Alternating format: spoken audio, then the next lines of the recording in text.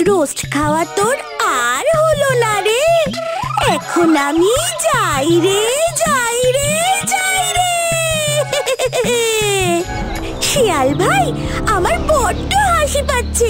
তুমি কি বোকা সেটা ভেবে।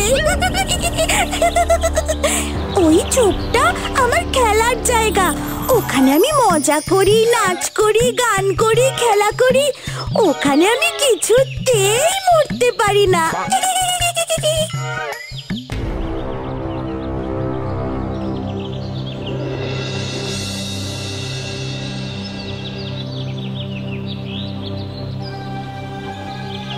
বাঁচাও, বাঁচাও, বাঁচাও, আমাকে বাঁচাও, বাঁচাও, বাঁচাও, বাঁচাও, আমাকে বাঁচাও।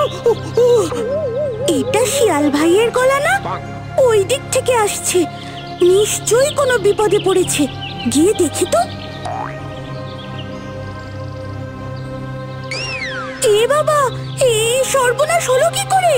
এবার আমি কি করি?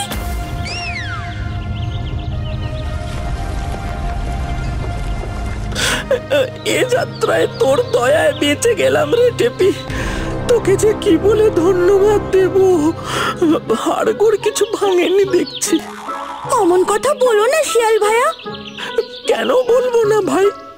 তুই আমার প্রাণ বাঁচিয়েছিস। এবার আমার বাড়ি চল ভাই। তোকে একটু আদর যত্ন করতে দে না, না হলে এই বনের সবাই আমায় নিন্দে করবে ভাই। বাড়িতে নিয়ে গিয়ে নিশ্চয়ই এই হতচ্ছাড়া সেই দিনের অপমানের বদলা নেবে। কি যে করি এখন? আমাকে একটু সুযোগ দে ভাই, তোকে আদর যত্ন করার একটু সুযোগ দে। কি যে বলো না, আমাদের উপকারের তো শোধবোধ হয়ে গেছে। এই তো সেদিন তুমি আমার কালো মুখ ফর্সা করার উপায় বলে দিয়েছো। এখন আমি যাই, বুঝলে? একটা দরকারি কাজ আছে, সেটা সারতে হবে। টিপি, তুই আবার পালাতে চাইছিস?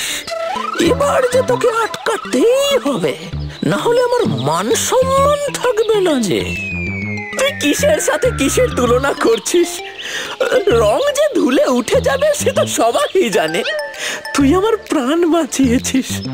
না গো না, সেদিন তুমি যদি না বলতে যে আমার ফর্সা মুখ কালো হয়ে গেছে, তাহলে তো আমি সারা বনে ওই কালো মুখ নিয়েই ঘুরে বেড়াতাম। বনের কেউ আমাকে চিনতে পারতো না। আমার বাড়ির লোক পর্যন্ত আমাকে চিনতো না।